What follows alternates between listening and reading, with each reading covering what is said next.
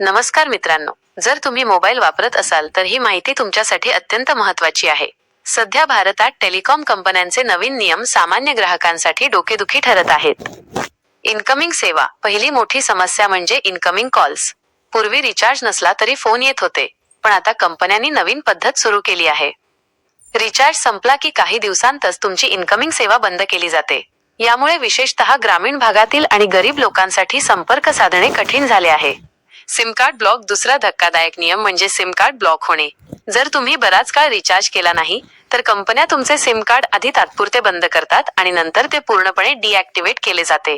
याचा अर्थ तुमचा वर्षानुवर्षांचा मोबाईल नंबर तुम्ही कायमचा गमावू शकता. महागाई आणि मनमानी या विषयावर संसदेतही आवाज उठवला गेला आहे. खासदार राघव चड्डा यांनी आरोप केला आहे की कंपन्या मुद्दाम स्वस्त प्लॅन्स बंद करून ग्राहकांवर महागडे रिचार्ज लादतायत. विचार करा, वर्षभराचे महिने 12 असतात, पण आपल्याला रिचार्ज मात्र 13 वेळा करावा लागतो. ही ग्राहकांची सरळ लूट आहे. या परिस्थितीमुळे विद्यार्थी, छोटे व्यावसायिक आणि सर्वसामान्य जनता अडचणीत आहे. सरकारने यावर कडक नियम आणावेत आणि इनकमिंग सेवा बंद करण्याचा निर्णय मागे घ्यावा, अशी मागणी आता जोर धरू लागली आहे.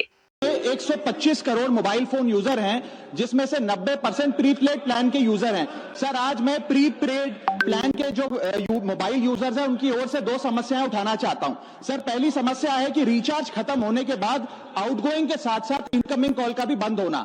सर, जब प्रीपेड प्लान एक्सपायर होता है या मोबाइल रिचार्ज की वैलिडिटी खत्म होती है तो आपकी आवाज बंद कर दी जाती है। फोन मेरा, सिम कार्ड मेरा, नंबर मेरा, तो सर रिचार्ज खत्म होने के बाद आउटगोइंग कॉल बंद होना समझ आता है, लेकिन इनकमिंग कॉल बंद होना सरासर मनमानी है।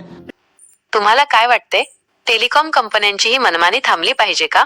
तुमच्या प्रतिक्रिया कमेंटमध्ये नक्की सांगा आणि ही महत्त्वाची माहिती आपल्या सर्व मित्रांना शेअर करायला विसरू नका. अशाच ताज्या आणि महत्त्वाच्या अपडेटसाठी आमचा दवंडी YouTube चॅनल सबस्क्राइब करा, व्हिडिओला लाईक करा आणि बेल आयकॉनवर क्लिक करा, म्हणजे प्रत्येक नवीन व्हिडिओची नोटिफिकेशन तुम्हाला सर्वात आधी मिळेल.